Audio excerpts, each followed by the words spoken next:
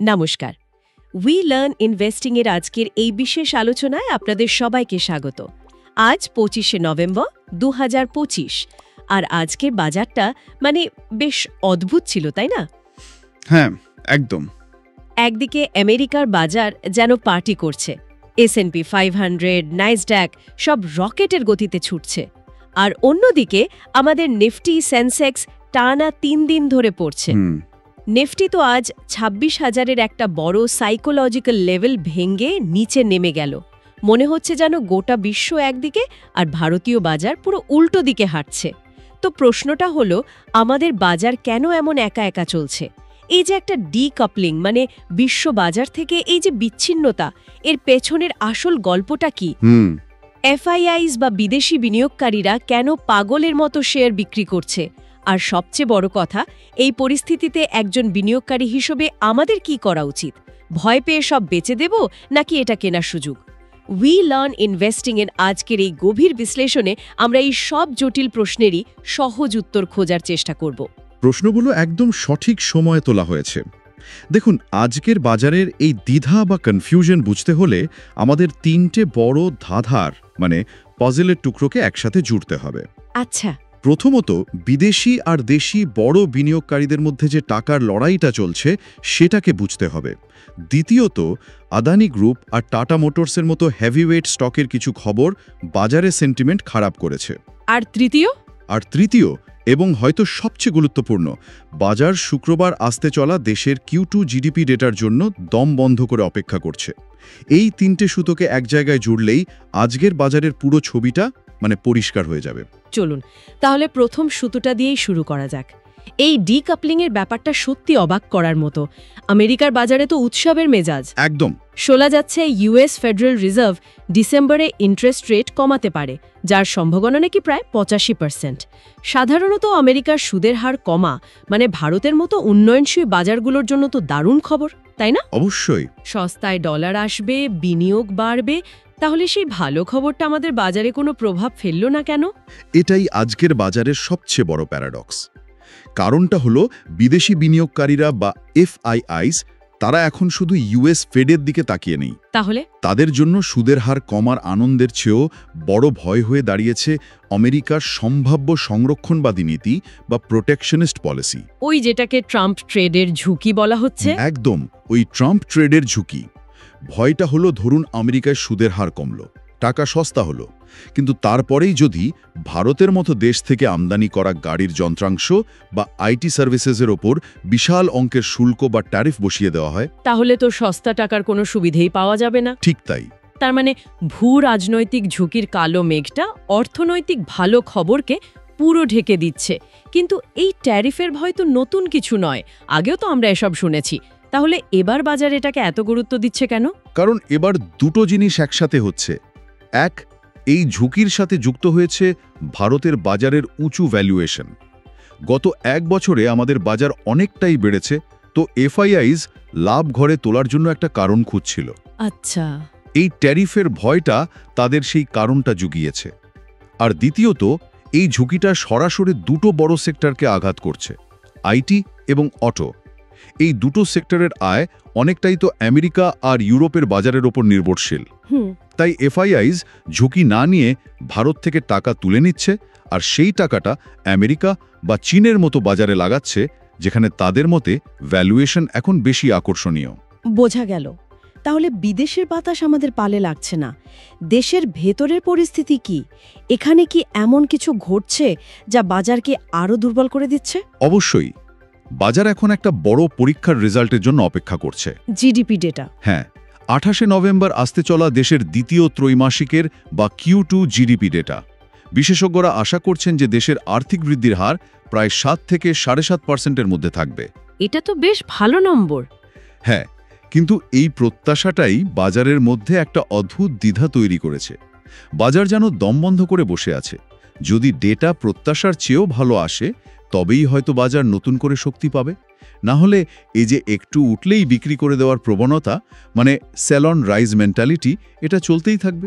তার মানে বাজার শুক্রবারের আগে কোনো বড় সিদ্ধান্ত নিতে চাইছে না। আচ্ছা, এবার টাকার প্রবাহ বা ইনস্টিটিউশনাল ফ্লোয়ের দিকে আসা যাক। আপনি শুরুতেই একটা টাকার লড়াইয়ের কথা বলছিলেন। এফআইআইস বিক্রি করছে আর ডিআইআইস কিনছে। সংখ্যাগুলো ঠিক কি বলছে? এটা একটা সাধারণ কেনাবেচা নয়, এটা একটা লিকুইডিটি ওয়ার, বলতে গেলে তারল্যের যুদ্ধ। 24শে নভেম্বরের ডেটা যদি দেখেন, এফআইআইস ক্যাশ মার্কেটে প্রায় 4,171 কোটি টাকার শেয়ার বিক্রি করেছে। অনেক টাকা। আর অন্যদিকে আমাদের দেশীয় সংস্থাগুলো, মানে মিউচুয়াল ফান্ড, ইন্স্যুরেন্স কোম্পানি বা ডিআইআইস, ওরা প্রায় 4,512 কোটি টাকার শেয়ার কিনে বাজারকে বাঁচানোর চেষ্টা করেছে। তার মানে ডিআইআইস বেশি কিনেছে? হ্যাঁ, সামান্য বেশি। ব্যাপারটা অনেকটা সমুদ্রের ঢেউয়ের মতো। এফআইআইসদের টাকা হলো জোয়ারের জল, যা খুব দ্রুত আসে আবার চলেও যায়। আর ডিআইআইসদের কাছে এসআইপির মাধ্যমে যে টাকা আসছে সেটা হলো নদীর স্রোত। ধীর কিন্তু নিয়মিত। একদম, যা ধীর কিন্তু নিয়মিতভাবে এসে সমুদ্রে মেশে। এখন আমাদের দেশের বিনিয়োগকারীদের নদীর স্রোতে এত জল যে তা বিদেশের জোয়ারের টানকেও কিছুটা আটকে দিচ্ছে। এই কারণে বাজার একবারে হুড়মুড়িয়ে ভেঙে পড়ছে না, বরং ধীরে ধীরে নিচে নামছে। এই তুলনাটা দারুণ। তার মানে আমাদের দেশীয় বিনিয়োগের শক্তি বাজারকে একটা বড় পতন থেকে বাঁচিয়ে রেখেছে। এই পরিস্থিতিতে টাকা আর তেলের দামের ভূমিকাটা কি? দেখুন, টাকার ওপর চাপ রয়েছে। ডলারের মোকাবেলা রুপি আজ 89.20-তে বন্ধ হয়েছে, যেটা একটা চিন্তার বিষয়। কেন? কারণ এফআইআইস যখন শেয়ার বিক্রি করে তখন তারা রুপিকে ডলারে কনভার্ট করে টাকা বাইরে নিয়ে যায়, তাই রুপির উপর চাপ বাড়ে। তবে এই খারাপ খবরের মধ্যেও একটা বড় স্বস্তির জায়গা হলো অপরিশোধিত তেলের দাম। সেটা তো কমছে। হ্যাঁ, ব্রেন্ট ক্রুড এখন মাত্র $63 প্রতি ব্যারেল। ভারত যেহেতু তার প্রয়োজনের 80%-এরও বেশি তেল আমদানি করে, তাই তেলের দাম কম থাকাটা আমাদের অর্থনীতি, বিশেষ করে কারেন্ট অ্যাকাউন্ট ডেফিসিট আর মুদ্রাস্ফীতির জন্য একটা বড় আশীর্বাদ। এটা আরবিআইকে অনেকটা স্বস্তি দিচ্ছে। বেশ, তাহলে বড় ছবিটা হলো বিদেশের ভয়, দেশের অপেক্ষা আর ভেতরে টাকার লড়াই। এইসব বড় বড় কথা তো হলো, কিন্তু উইল অন ইনভেস্টিং এর সাধারণ দর্শকরা তো জানতে চান যে তাদের কেনা স্টকগুলোর কি অবস্থা। অবশ্যই। আজকের বাজারের সবচেয়ে বড় খবর ছিল আদানি গ্রুপকে নিয়ে। আদানি এন্টারপ্রাইজেস প্রায় 3% পড়ল। কি হয়েছে ওখানে? আদানি গ্রুপ তাদের একটি বড় সংস্থা আদানি উইলমার থেকে সম্পূর্ণভাবে বেরিয়ে যাওয়ার সিদ্ধান্ত নিয়েছে। তাই নাকি? হ্যাঁ, তাদের হাতে থাকা বাকি 7% শেয়ারও আজ একটা বড় ব্লক ডিলের মাধ্যমে বিক্রি করে দিয়েছে। যদিও কোম্পানির বক্তব্য অনুযায়ী এটা তাদের মূল ব্যবসা, মানে পোর্ট, এয়ারপোর্ট, এনার্জির মতো পরিকাঠামো ব্যবসায় আরও বেশি ফোকাস করার একটা কৌশল। কিন্তু বাজার সেটাকে সেভাবে নেয়নি। না, যখন একসাথে এতগুলো শেয়ার বাজারে বিক্রির জন্য আসে, তখন স্বাভাবিকভাবেই সেই শেয়ারের ওপর একটা বিক্রির চাপ তৈরি হয়। আর তার একটা নেতিবাচক প্রভাব মূল সংস্থা আদানি এন্টারপ্রাইজের সেন্টিমেন্টের ওপরও পড়েছে। আরেকটা বড় নাম, যেটা অনেক দিন ধরেই বিনিয়োগকারীদের প্রিয় ছিল, টাটা মোটরস, সেটাও আজ প্রায় 1.5% পড়েছে। একটা বড় আন্তর্জাতিক ব্রোকারেজ সংস্থা নাকি তাদের রেটিং কমিয়ে দিয়েছে। ব্যাপারটা ঠিক কি?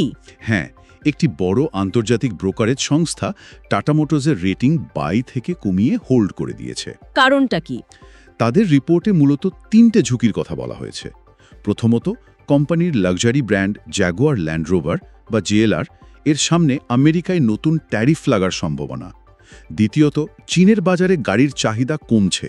আর তৃতীয়ত, তাদের প্রোডাক্ট পোর্টফোলিও বা গাড়ির মডেলগুলো পুরনো হয়ে যাচ্ছে এবং প্রতিযোগিতায় পিছিয়ে পড়ছে। এর সাথে আরও একটা জিনিস লক্ষ্য করার মতো। কি সেটা? এটা হলো ডেরিভেটিভস বাজার। সেখানে 350 রুপিস স্ট্রাইক প্রাইসে প্রচুর পরিমাণে পুট অপশন কেনা হয়েছে। 1 মিনিট, আমাদের অনেক দর্শক আছেন যারা সবেমাত্র বিনিয়োগ শিখছেন। তাদের জন্য যদি একটু সহজ করে বুঝিয়ে দেন, এই পুট অপশন বা স্ট্রাইক প্রাইসের মানেটা কি? অবশ্যই। সহজ ভাষায় ডেরিভেটিভস মার্কেটে 350 রুপি স্ট্রাইক প্রাইসে পুট অপশন কেনা মানে হলো কিছু বড় বিনিয়োগকারী বাজি লাগাচ্ছে যে টাটা মোটরসের শেয়ারের দাম আগামী দিনে 350-এর নিচে নেমে যাবে। ও আচ্ছা। এটা সরাসরি কোনো গ্যারান্টি নয়, কিন্তু এটা বাজারের একটা বড় অংশের নেতিবাচক মনোভাবের ইঙ্গিত দেয়, অর্থাৎ তারা স্টকের পতনের জন্য প্রস্তুতি নিচ্ছে। পরিষ্কার হলো। এবার সবচেয়ে বিভ্রান্তিকর বিষয়টায় আসি। আমেরিকার টেক স্টক যেমন এনভিডিয়া, গুগল সব রকেটের মতো ছুটছে, কিন্তু আমাদের ইনফোসিস, উইপ্রো, এইচসিএল টেকের মতো আইটি কোম্পানিগুলো পড়ছে। এই অদ্ভুত ঘটনাটার কারণ কি? একে কি এআই ডিসকানেক্ট বলা হচ্ছে? একদম, এটাই হলো এআই ডিসকানেক্ট। ব্যাপারটা বুঝতে হবে যে আমেরিকার টেক কোম্পানিগুলো হলো এআই বা আর্টিফিশিয়াল ইন্টেলিজেন্সের টুল মেকার বা নির্মাতা। মানে ওরা জিনিসটা বানাচ্ছে। হ্যাঁ, এনভিডিয়া চিপস বানাচ্ছে, গুগল নিজেদের এআই মডেল তৈরি করছে, তাই তাদের শেয়ার বাড়ছে। কিন্তু ভারতীয় আইটি কোম্পানিগুলো হলো মূলত এআই এর টুল ইউজার বা পরিষেবা প্রদানকারী। ও আচ্ছা, ওরা ব্যবহারকারী। ঠিক। বিনিয়োগকারীদের মধ্যে একটা ভয় কাজ করছে যে দীর্ঘমেয়াদে এআই হয়তো আমাদের আইটি কোম্পানিগুলোর প্রথাগত ব্যবসার মডেল, মানে কম খরচে কোডিং বা সফটওয়্যার মেনটেন্যান্সের কাজকেই অপ্রাসঙ্গিক করে দেবে। তাই বাজার এখন এআই নির্মাতাদের পুরস্কার দিচ্ছে আর এআই ব্যবহারকারীদের নিয়ে সন্দিহান। তার মানে বাজার এখন এআইর আবিষ্কারকদের দাম দিচ্ছে, কিন্তু যারা সেই আবিষ্কার ব্যবহার করে পরিষেবা দেবে তাদের ভবিষ্যৎ নিয়ে চিন্তিত। এটা একটা খুবই গুরুত্বপূর্ণ পর্যবেক্ষণ। আপনারা শুনছেন উই লার্ন ইনভেস্টিং, আর আমরা দেখছি কিভাবে বাজারের এই দুটো ভিন্ন চিত্র বিনিয়োগকারীদের জন্য নতুন সুযোগ এবং ঝুঁকি দুটোই তৈরি করছে। তো একদিকে যখন বড় বড় হেভিওয়েট স্টকগুলো পড়ছে, তখন কি বাজারের কোথাও আসার আলো ছিল? মিড ক্যাপ আর স্মল ক্যাপ সূচকগুলো তো আজ বেড়েছে। হ্যাঁ, ছিল তো। কোন সেক্টরগুলো আজ বাজারের তারকা ছিল? হ্যাঁ, বাজারটা আজ দুটো ভাগে পুরোপুরি বিভক্ত ছিল। তিনটে সেক্টর আজ দারুণ পারফর্ম করেছে। প্রথমত, নিফটি রিয়েলটি ইন্ডেক্স, যা প্রায় 1.62% বেড়েছে। রিয়েলটি কেন? কারণ বাজারে দৃঢ় প্রত্যাশা আছে যে আরবিআই আগামী দিনে সুদের হার কমাতে পারে, আর তার সবচেয়ে বড় সুবিধা পাবে রিয়েল এস্টেট সেক্টর। ব্রিগেড এন্টারপ্রাইজেসের মতো স্টক আজ 4%-এর বেশি বেড়েছে। আচ্ছা, আর দ্বিতীয়ত, নিফটি পিইউসিউ ব্যাংক, যা প্রায় 1.44% বেড়েছে। স্টেট ব্যাংক অফ ইন্ডিয়া বা এসবিআই তো আজ তার সর্বকালের সর্বোচ্চ উচ্চতায় পৌঁছে গিয়েছিল। বাহ! বিনিয়োগকারীরা এখন পিইউসি ব্যাংকগুলোকে একটা সেফ হেভেন বা নিরাপদ আশ্রয় হিসেবে দেখছে, কারণ এদের ভ্যালুয়েশন কম, অ্যাসেট কোয়ালিটি ভালো হচ্ছে এবং দেশের অর্থনৈতিক বৃদ্ধি ও সরকারি খরচের সরাসরি সুবিধা এরা পাবে। আর তৃতীয় সেক্টরটা হলো ডিফেন্স বা প্রতিরক্ষা। ভারত ইলেকট্রনিক্স লিমিটেড বা বিইএল প্রায় 1.58% বেড়েছে। এর পেছনেও কি কোনো খবর আছে? হ্যাঁ, একটা বড় খবর আছে। তারা ফ্রান্সের একটি বড় সংস্থা সাফরান ইলেকট্রনিক্সের সাথে ভারতে হামার নামক একটি স্মার্ট অস্ত্র তৈরির জন্য চুক্তি করেছে। এটা শুধু একটা অর্ডার নয়, এটা প্রযুক্তি হস্তান্তর বা টেকনোলজি ট্রান্সফারের বিষয়। তার মানে বিইএল দেশেই এই প্রযুক্তি ব্যবহার করে অস্ত্র বানাতে পারবে? একদম, যা কোম্পানির জন্য দীর্ঘমেয়াদে খুব ইতিবাচক। ফার্মা সেক্টরে তো কিছু ভালো খবর ছিল, তাই না? হ্যাঁ, গ্লেনমার্ক ফার্মা প্রায় 2.78% বেড়েছে, কারণ তারা ফুসফুসের একটি রোগ সিওপিডির জন্য একটি নতুন থেরাপি লঞ্চ করেছে। অন্যদিকে ডক্টর রেডিজ ইউরোপীয় কমিশনের থেকে একটি গুরুত্বপূর্ণ বায়োসিমিলার ওষুধের অনুমোদন পেয়েছে। তার মানে সব স্টক কিন্তু পড়েনি? না, একেবারেই না। এই উদাহরণগুলো এটাই প্রমাণ করে যে আজ বাজারটা ছিল পুরোপুরি স্টক পিকার্স মার্কেট। মানে হলো চোখ বন্ধ করে শুধু নিফটি বা সেন্সেক্স কিনে লাভ হতো না, আপনাকে নির্দিষ্ট সেক্টর এবং নির্দিষ্ট ভালো কোম্পানির শেয়ার বেছে বিনিয়োগ করতে হতো। তাহলে উই লার্ন ইনভেস্টিং এর দর্শকদের জন্য যদি আজকের এই জটিল বাজারের মূল বিষয়গুলো 1 মিনিটে সারসংক্ষেপ করতে হয়, তাহলে সেগুলো কি হবে? আজকের বাজারের মূল টেকঅ্যাওয়েজ হলো, প্রথমত, ডিকাপলিং নিশ্চিত। ভারতীয় বাজার বিশ্ব বাজারের ভালো খবরকে উপেক্ষা করে নিজের ঘরোয়া সমস্যা, বিশেষ করে এফআইআই সেলিংয়ের কারণে দুর্বল রয়েছে। দ্বিতীয়ত, এটা একটা লিকুইডিটি ওয়ার। এফআইআই বিক্রেতা এবং ডিআইআই ক্রেতাদের মধ্যে একটা স্পষ্ট লড়াই চলছে, যা বাজারকে একটা ধীর গতির পতনের দিকে ঠেলে দিচ্ছে। তৃতীয়ত, মার্কেট বাইফার্কেশন, মানে বাজার দুটো শিবিরে ভাগ হয়ে গেছে। একদিকে বড় বিশ্ববাজারের ওপর নির্ভরশীল স্টকগুলো চাপে, আর অন্যদিকে ঘরোয়া অর্থনীতির ওপর নির্ভরশীল রিয়েলটি, পিএসইউ ব্যাংক এবং ডিফেন্স সেক্টরগুলো ভালো ফল করছে। চতুর্থত দ্য জিডিপি ওয়েট। বাজার শুক্রবারের Q2 জিডিপি ডেটার জন্য অপেক্ষা করছে। এটাই হবে বাজারের পরবর্তী বড় চালিকা শক্তি। আর শেষ পয়েন্ট এবং পঞ্চমত টেকনিক্যাল উইকনেস। টেকনিক্যালি নিফটি 26,000-এর নিচে বন্ধ হয়ে দুর্বলতার সংকেত দিয়েছে। এর পরের সাপোর্ট লেভেলগুলো হলো 25,850 এবং তারপর 25,500। এই সারসংক্ষেপটা খুবই কাজের। কিন্তু এই জটিল পরিস্থিতিতে একজন সাধারণ বিনিয়োগকারী, যিনি হয়তো মাস গেলে এসআইপি করেন বা কিছু শেয়ার কিনে রেখেছেন, তার কি করা উচিত? প্যানিক করে সব বিক্রি করে দেওয়া উচিত? না, একদমই না। নাকি চুপ করে বসে থাকা উচিত? দীর্ঘমেয়াদী বিনিয়োগকারীদের জন্য আপনার কি পরামর্শ? দেখুন, দীর্ঘমেয়াদী বিনিয়োগকারীদের জন্য কৌশলটা খুব সহজ কিন্তু পালন করা কঠিন। সেটা হলো অ্যাকিউমুলেট অন ডিপস। মানে পতনের সময় ভালো শেয়ার কেনা। ঠিক তাই। ভারতের দীর্ঘমেয়াদী বৃদ্ধির গল্প এখনও অটুট।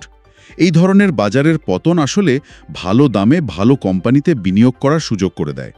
নিফটি যখন 25,500-র দিকে যাবে, তখন কোয়ালিটি স্টকে বিনিয়োগের সেরা সুযোগ তৈরি হতে পারে। আর এসআইপি? সবচেয়ে গুরুত্বপূর্ণ হল সিস্টেম্যাটিক ইনভেস্টমেন্ট প্ল্যানস বা এসআইপিস কোনোভাবেই বন্ধ করা উচিত নয়।